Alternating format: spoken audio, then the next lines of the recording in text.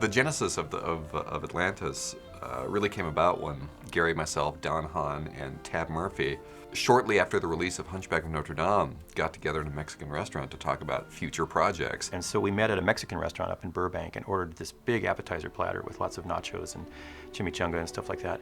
And we sat around and talked about life. You know, we talked about what we had been doing in summer and how we felt about our last film and how we'd like to collaborate again with some of the same people we had worked with before. And that was mostly born out of a desire to kind of keep this crew that we had put together for Hunchback together. We wanted to keep them as a unit. It was such a great bunch of department heads. We had such a wonderful ease of communication. We wanted to find a project right away so that they wouldn't be sort of scattered to the four winds, you know, onto different projects. These guys were really hot. We had you know, great art direction and layout supervision, background supervision, CGI, everything. These were like guys at the top of their game. Before that, we had made Lion King. Before that, we had made Beauty and the Beast. And a lot of the collaborators on Atlantis had been together through those battles and through those wars and through those films together. And, you know, like colleagues and friends, we wanted to stay together to a certain degree. That meeting at that restaurant, we sat around and it was great. We talked about the movies we grew up with, the movies we loved as kids, the Disney movies we loved as kids. We also talked about what it felt like to see Star Wars for the first time, or what it felt like when you were in the audience when Raiders of the Lost Ark came out for the first time and you were there with your big popcorn and your, you know, chili cheese dog watching those movies, and it was a thrill ride. I don't know how else to describe it. We were sort of lamenting the fact that they just don't make them like they used to, you know. And then we decided that we wanted to make a movie like they used to. Looks like all our chances for survival rest with you, Mr. Thatch. You and that little book. So we started asking ourselves, what do we want to do? You know, what kind of movies do we want to do? We've done 2 musicals that we're pretty proud of. You know, we thought we did a pretty good job of, but to be honest, you know, we've done that. Can we do something a little different? Can we kind of push Disney in a new direction? Can we push ourselves in a new direction? And, you know, as much as we loved the animated fairy tales, there was another whole tradition of Disney movie making. These great widescreen adventure films like 20,000 Leagues Under the Sea and Swiss Family Robinson and others that were, you know, really a great part of Disney's tradition in the 50s and the 60s. And a lot of us grew up watching those films as well and really enjoyed them. And we knew that something like that had never been done in animation before. You know, there's this entire land in Disneyland that's devoted to adventure. It's Adventureland, you know, and we'd made a couple of Fantasyland movies. And we thought, you know, wouldn't it be great to kind of turn left and make an Adventureland movie? Immediately, the kind of movie that came to mind was the kind of movie where a bunch of sweaty guys and girls in tank tops go off and do something together as a team.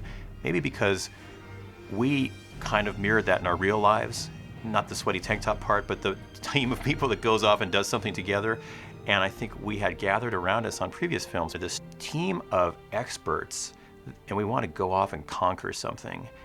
And that was kind of our personal story, and that somehow turned into this story about a team of experts that want to go off and discover something. Welcome to the city of Atlantis. At that point, Kirk and Gary were pretty sure they wanted to make a movie about explorers going into the Earth. They weren't yet sold on the idea that Atlantis was actually something that they would find. And we thought, you know, well, what if we sort of do kind of a Dirty Dozen goes to the center of the Earth? What if we take sort of a team of hand-picked adventurers and send them on a journey into the Earth to find a lost civilization? So it was still kind of wide open, but Atlantis, as we all kept talking about the idea, Atlantis sounded it sounded much better, like a better idea, because it had this aura of mystery and the supernatural and a lot of, you know, history associated with it. And because nobody really knows what happened, it left it open for our sort of warped interpretation. What are they going for? What are they ultimately trying to find? There's got to be a goal down there. Well, a big pot of gold, don't you know? But why don't we put Atlantis down there? That would be really cool. And we don't have to actually go to the literal center of the Earth, but if with Atlantis as the goal, that would be really neat. And so we kind of put all that together, and by the time we were done with our appetizer plate at this Mexican restaurant, we decided to head off and have an adventure of our own and make a film that was a big, fun action adventure film. We're gonna save Atlantis, or we're gonna die trying. Don, Kirk, and Gary returned with the idea that they were going to make this really big movie. It was going to be the biggest action-adventure animation had ever done. In fact, the only action-adventure animation had ever done. Consequently, everybody believed in that idea and supported it. So there were no I know, conflicting opinions about what? No production numbers, no songs? No, not this time. Let's do a different picture. When I first came on, Gary Trousdale, one of the directors, had made up T-shirts for everybody who was on the show early on. It said, Atlantis, fewer songs, more explosions. And I was like, okay, man, I'm with that. I love action-adventure movies, so my first thought was, ooh, big action, epic adventure movie and animation, what a great thing. So it was like jumping in with both feet and saying, okay, how can we make this good? How can we make this different? It's part of the legacy of our great boss, Walt. I mean, that was the type of thing he set into motion. Experimentation, never duplicating what you've done in the past, trying out new things. I think that that's healthy, and I think you need to push those envelopes, and you need to get differences between the films. And I think this film does look different than any movie that we've done. Its content and its look is very, very different. Doing these kind of effects and these incredible digital techniques in animation had never really been done before to this extent. I remember the first few times we saw screenings of mostly all just storyboards. I went, we can't make this film. No way, this thing is way too difficult.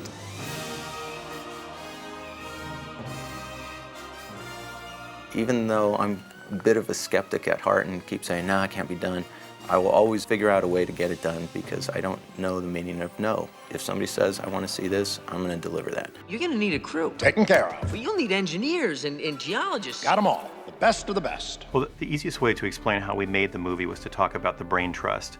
We had a group of people, 8 people, 10 people, who were the brain trust for this film. So you can start with Kirk and Gary. They're the directors, the master storytellers whose vision we're all going to follow. And the team that we surrounded Kirk and Gary with was Kiran Joshi, Chris Jenkins, Ed Gertner, Lisa Keene, Dave Getz, Marlon West, Marshall Toomey. Those people became a brain trust of people that we could meet regularly with and collaborate regularly with that would execute the vision then to probably 600 people. But that has to start with a very, very small core group of people that can rally around a single vision.